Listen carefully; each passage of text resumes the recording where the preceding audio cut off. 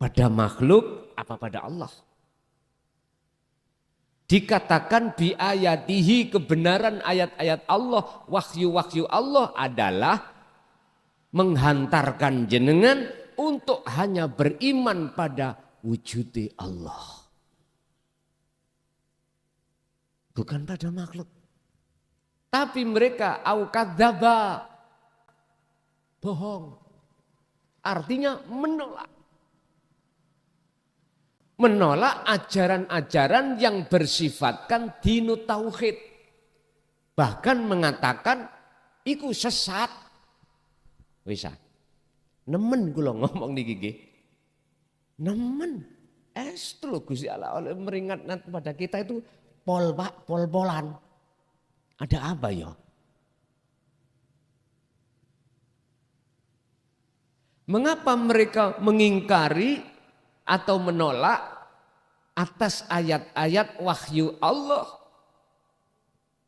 yang mendidik ruhaniyah kita supaya terlepas dari belenggunya nafsu, yang nafsu itu mengajak beriman pada makhluk? Apa alasannya? Inilah golongan kaum Khawarij yang memungsuhi Rasul dan pengikutnya. Rasul termasuk khalifah papat yang diteruskan tabi'ina solihin. Mengapa mereka mengatakan ajaran tauhid itu sesat? Karena mereka takut kehilangan pengikut.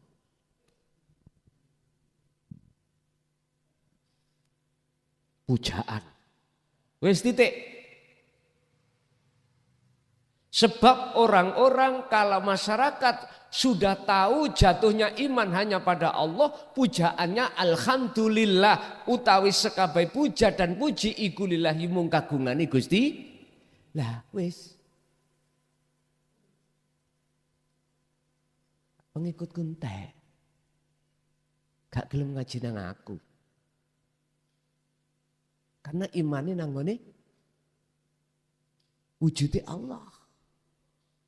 Ke Allah, tidak ke makhluk.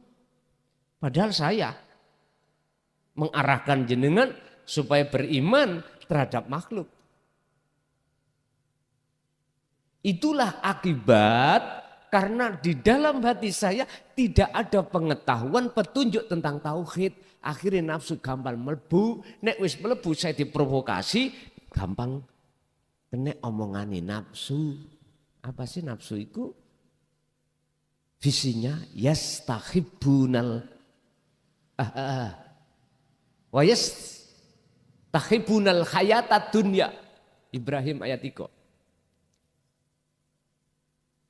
Menggiring jenengan rohania ini hati untuk bersukaria, bercinta pada selain Allah. Sebab nanti kalau sudah kita bercinta pada selain Allah, jatuhnya iman sampan kali kulo hati ini mesti pada makhluk. Kalau sudah begitu, otomatis alal akhirah. Ninggalake akhirat. Artinya jenengan pasti hati selalu lalai pada Allah.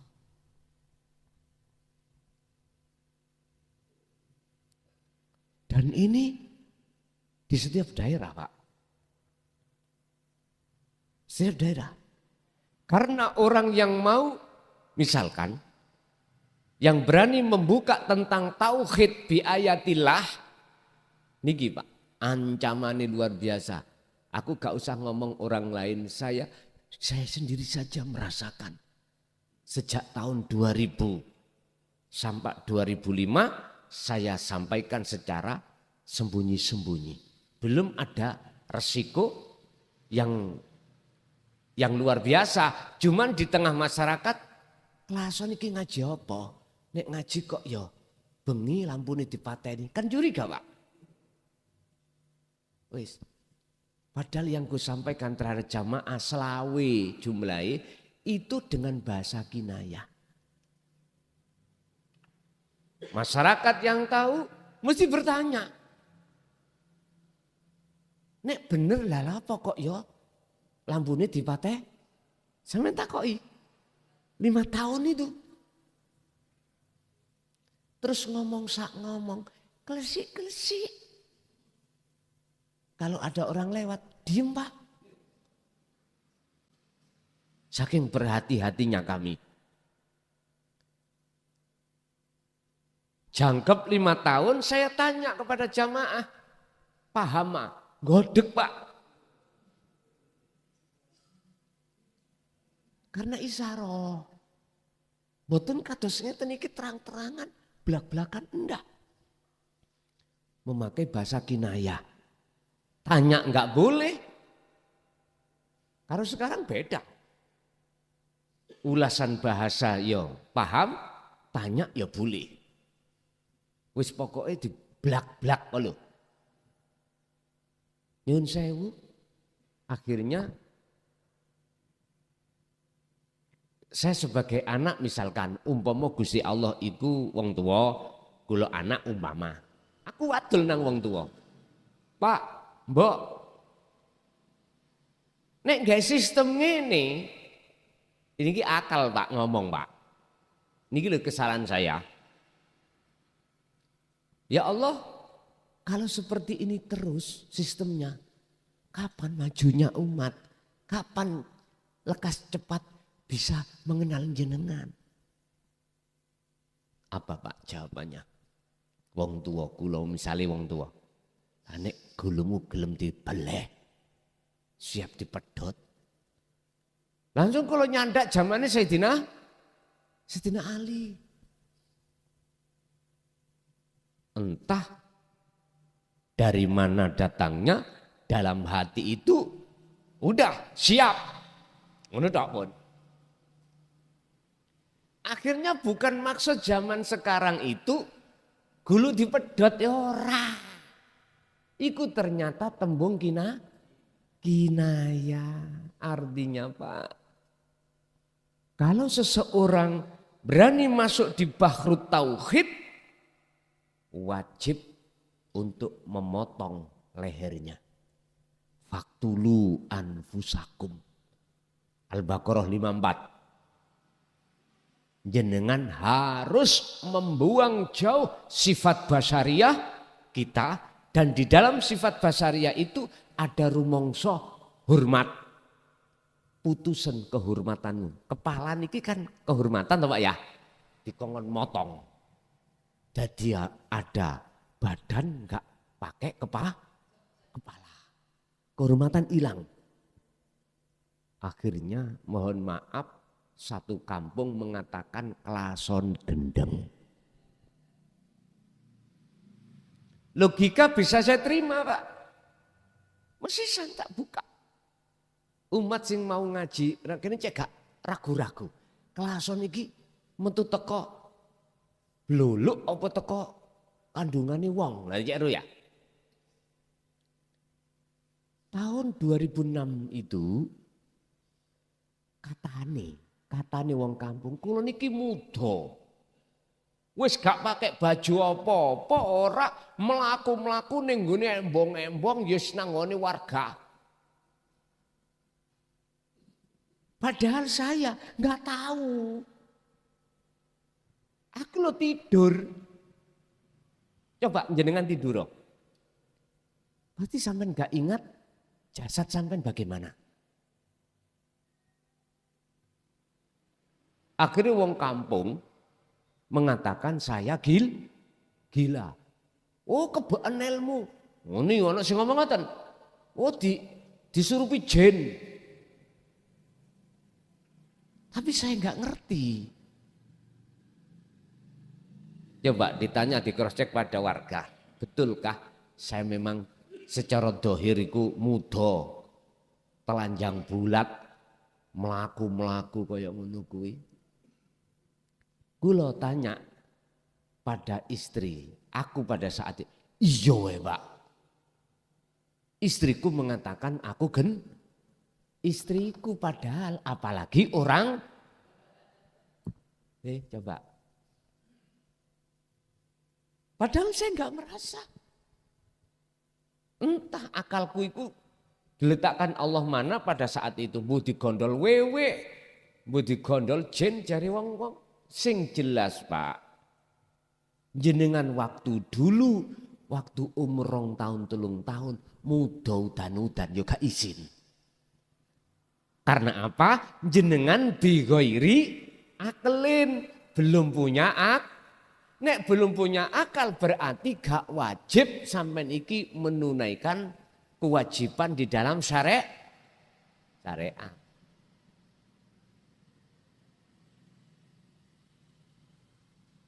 Hampir 1 tahun 2007 Gusti Allah nggugah ibaratnya son tangi Pak. Kaget pula. Lho kok ngene aku? Baru sadar, gitu? Istilah cara orang itu habis tidur tangi. Pun sadar pun. Lah disitulah dako ikul asror Allah gelar. Ketika digelar di tengah masyarakat, tambah mundak nemen Pak. Kelason usir. Ada upaya gerakan untuk mengusir. Kalau nggak diem mawon, karena imanku itu hanya pada Allah. Walaupun mereka mengatakan gak suka, di situ juga ada Allah kok. Jadi beliau-beliau tidak ku benci, tidak ku salahkan. Ini kisah sejarah aja lah. Sampai saya dihadapkan hukuman 3 tahun, tak jalani. Enggak apa-apa. Memang secara syar'i pasale 170 junto 160. Tapi asli nih disitulah ujian yang kuhadapi. Di belakangnya ada orang-orang yang enggak suka tentang dinut tauhid. Bagaimana klason gak iso metu teko kampungi diusir berarti dipenjarakan. Ya sudah. Saya juga gak menyalahkan. Akhirnya apa? 10, 11, 12 Desember tanggal 21 saya dikeluarkan.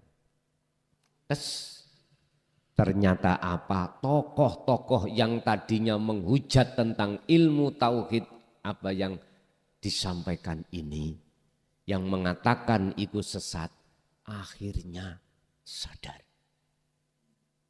Dengan kesadaran itulah mendorong saya untuk jadi kades. Coba. Nang ngakal gak ngelua sampean mikir. Berarti kesimpulannya adalah orang yang membenci, orang yang mengatakan sesat tentang ajaran dinut tauhid, ilmu sejati, ojo dibenci.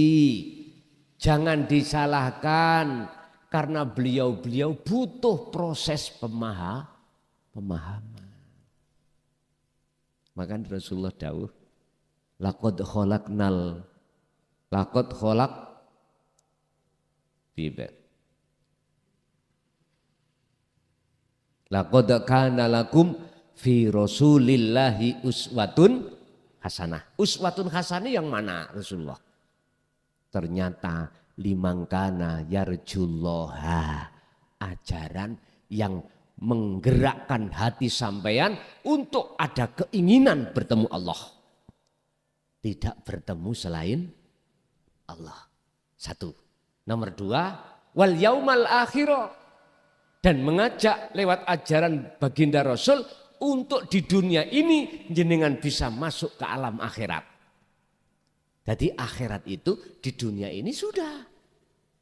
Carane wadzakaralloha katsiron. Jawabane itulah cara Anda untuk bisa ke situ harus berzikir pada Allah katsiron dengan sebanyak-banyaknya.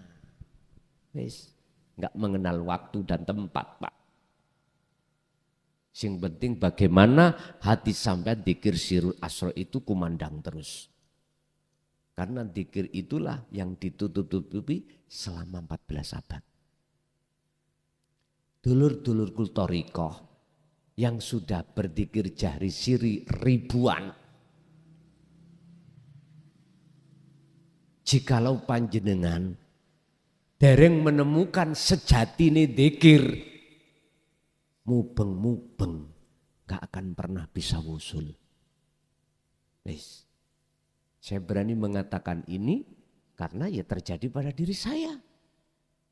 Urusan percaya gak percaya bukan urusan saya. Terserah. Ya sampean ngen dhewe jenengan bertoriko berapa tahun? Ngen. Mestinya Anda harus tanya pada mursyid Anda. Mbah, Yi, sejatine dzikirku di mana? Sampean tanya. Untuk membuka pintu musyahadah itu yang mana? Beliau akan menjawab. Jenengan harus kritis. Harus kritis Pak, gak menengai, dukon ngidul, kon ngalor, tapi orang ngerti ngalor ngidul iku nang ndi. Samarku kaya antung. Ngantung di alor di kidul. Lor pucuke kelor, kidul pucuke gunung. Orang ngerti lho antung ana jero. Sampeyan tanya. Masih jenengan dadi mursyid ya ngono, ojo meleki. Ojo sampai duwe khawatiran kok aku lak disalib murid. Ojo ngono, Cak. Jangan. Tentang keimanan, tentang kemakrifatan pada Allah, kita sebagai mursyid harus memberikan support kepada murid saliben. Mursyid itu ojo ana mburine ae. Sing penting aku gecokan sarung. Ojo saliben.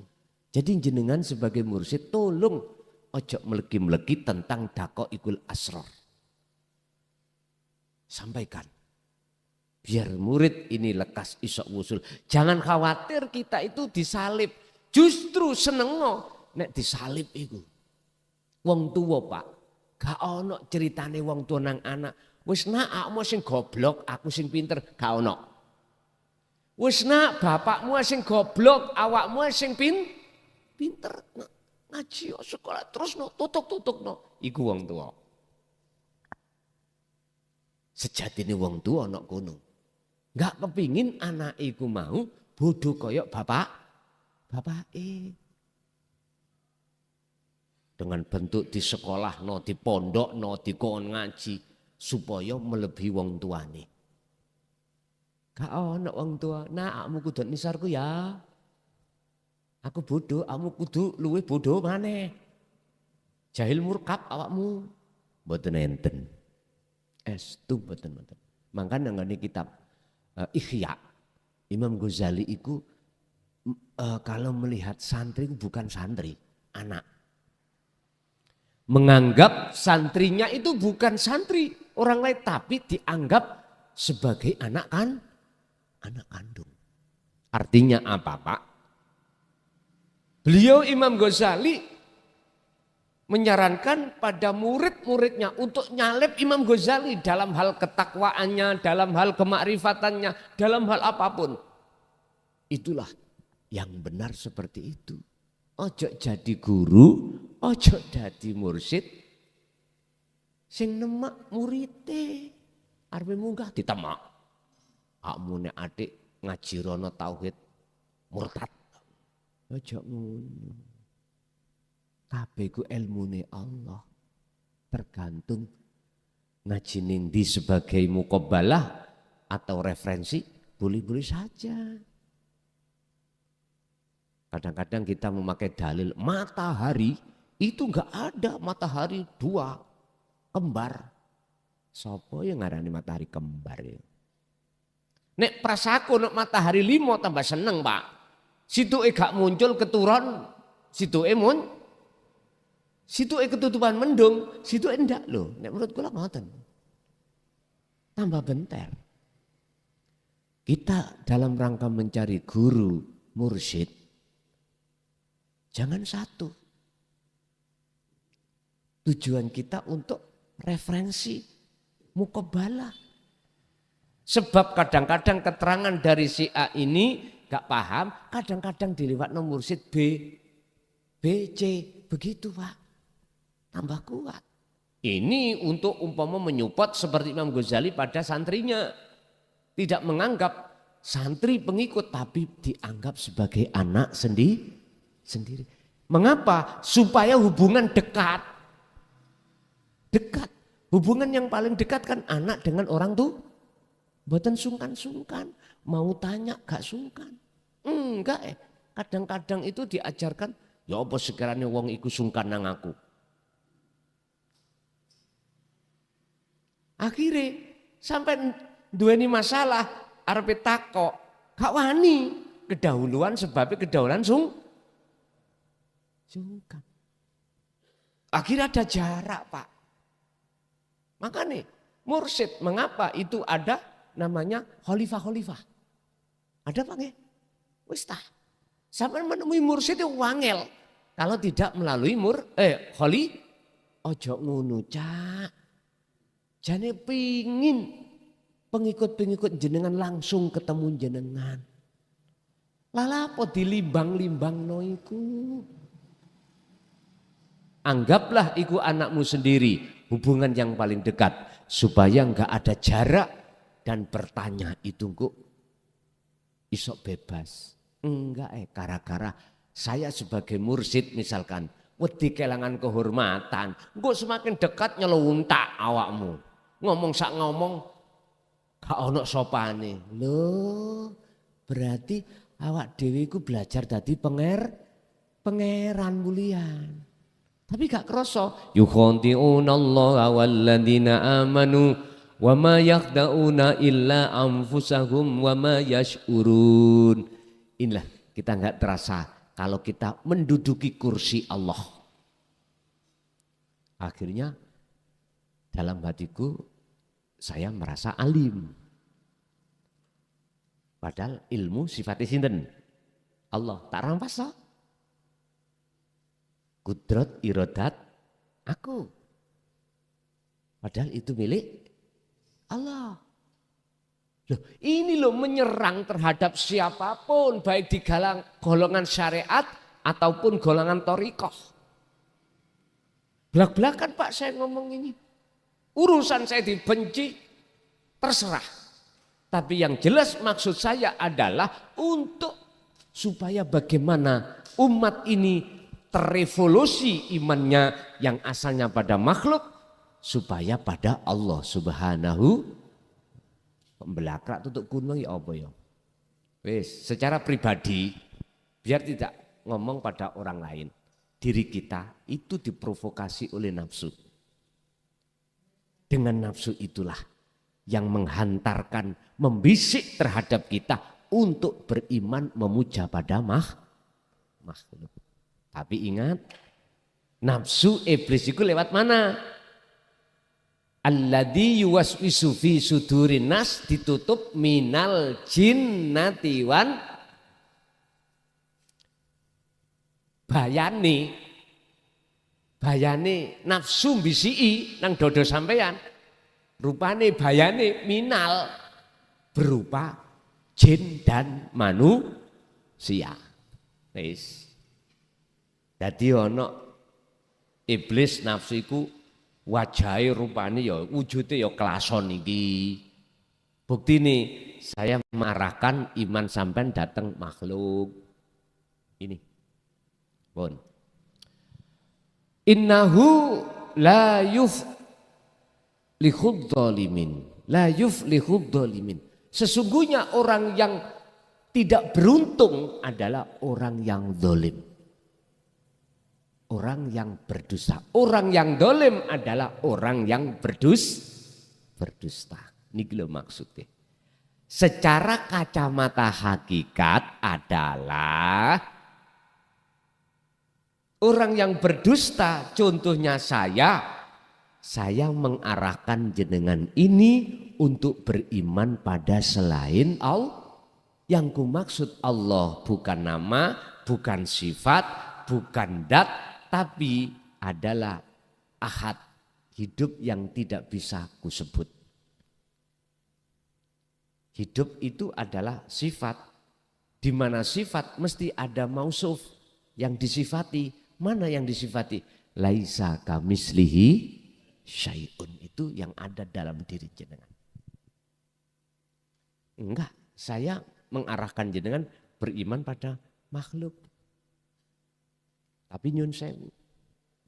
Al-kaunu minal muqawwanat kulluhu zulmatun. Syekh Ibnu Athaillah dawuh. Makhluk iku asline dulmah. Dulmah iku peteng, gelap. Adzulmah ai al-adam, tidak wujud. Kapan makhluk iku dikatakan tidak wujud menurut pandangan Basiroh Zaman? Ketika saat cahaya makrifat dalam hati jenengan iku dinyalakan Allah. Detik-detik nyalanya cahaya makrifat dalam hati jenengan, detik-detik itu kegelapan hilang. Maksudnya makhluk semuanya akan fana. Disitulah nyatane wujudi Allah di situ. Sebab apa Allah menyalakan? Nurun ala nurin yahdillah li nurihi mayyasha. Sebab apa? Karena jenengan kali kula niki terus-terusan gelem berzikir. Kuncinya ada di situ. Kelawan berzikir yang kau lakukan terus-menerus sebanyak-banyaknya inilah akhirnya muncul warid, yang disebut warid adalah nur makrifat. Baru di dalam hati jenengan ini akan nyata yang wujud itu bukan makhluk tapi Allah. Gak gendeng akhirnya, nggih gendeng. Estu gendeng Pak. Tapi gendengi hati jenengan roh iki pada Allah. Urusan dohir melok gendeng, wallahu alam. Niki ada macam dua. Ada yang ya majedub, ada yang enggak wasilun. Wis terserah Allah meletakkan di mana nanti.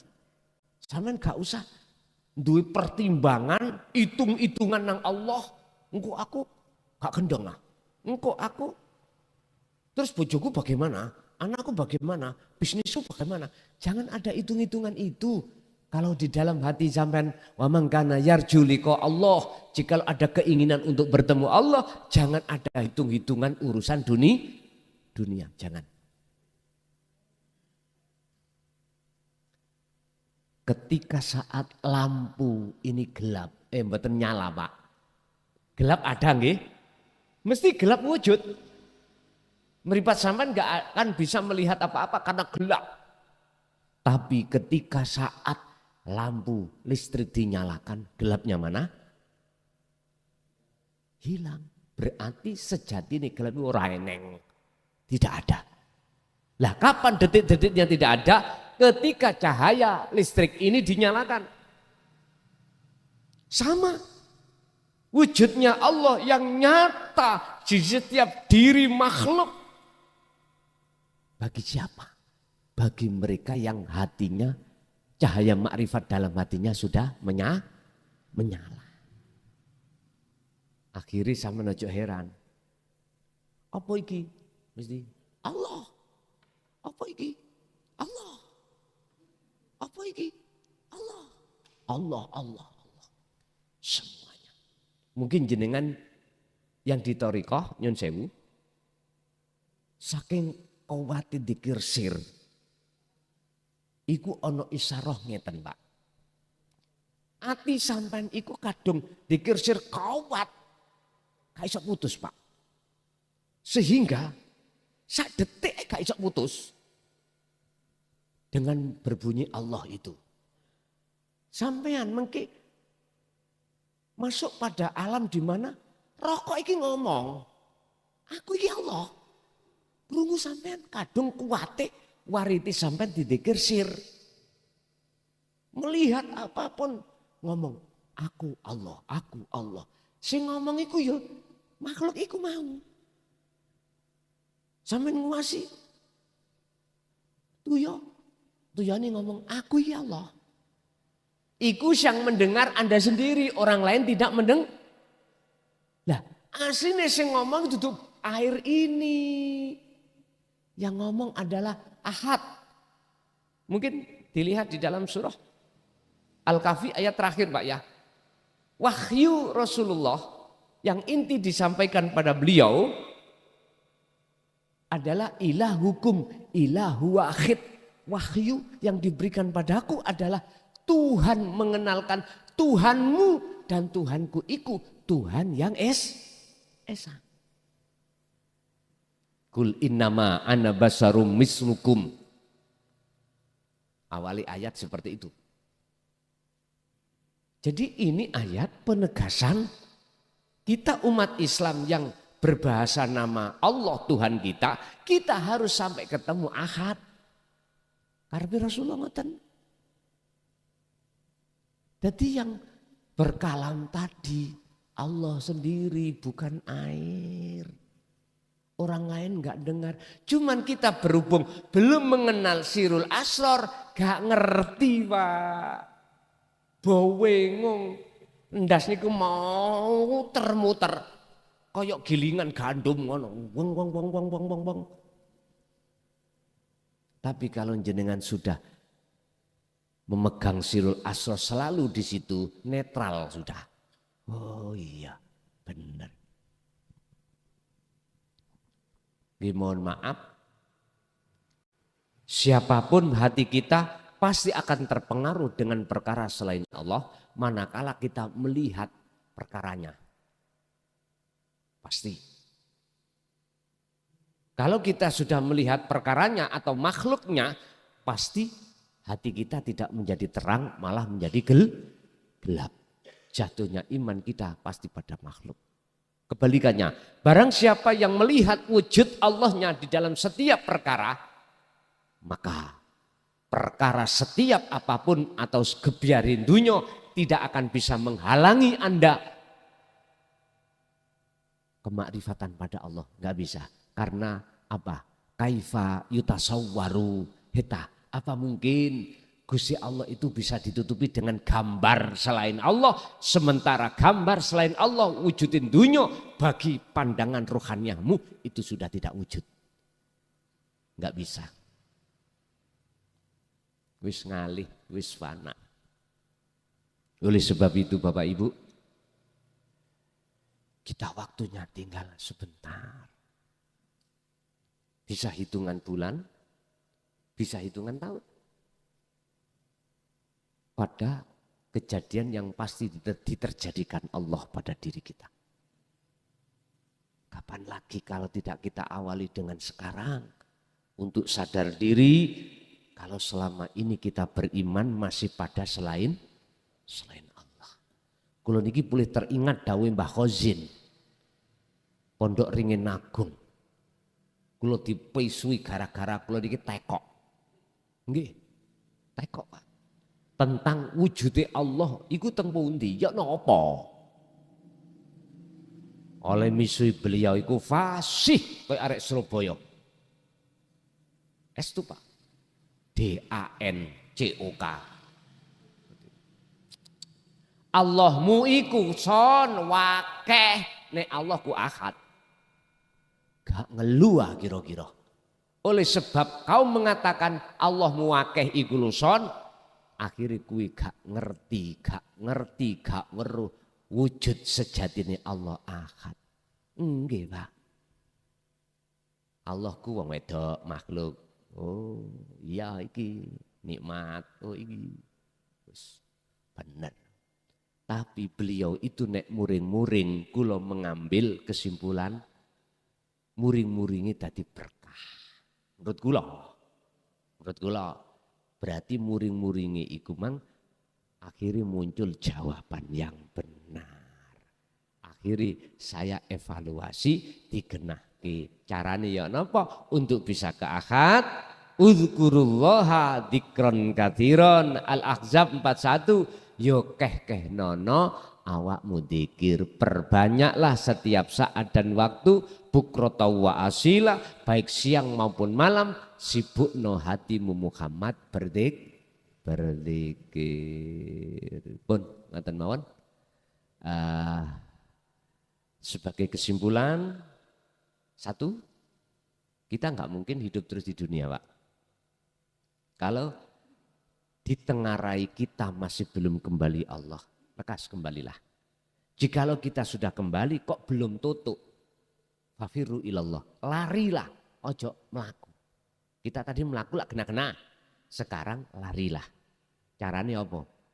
Jawabannya ada di surat Al-Ahzab 41:2. Waktu demi waktu tanpa terhitung, berzikirlah hatimu terus menerus pada Allah.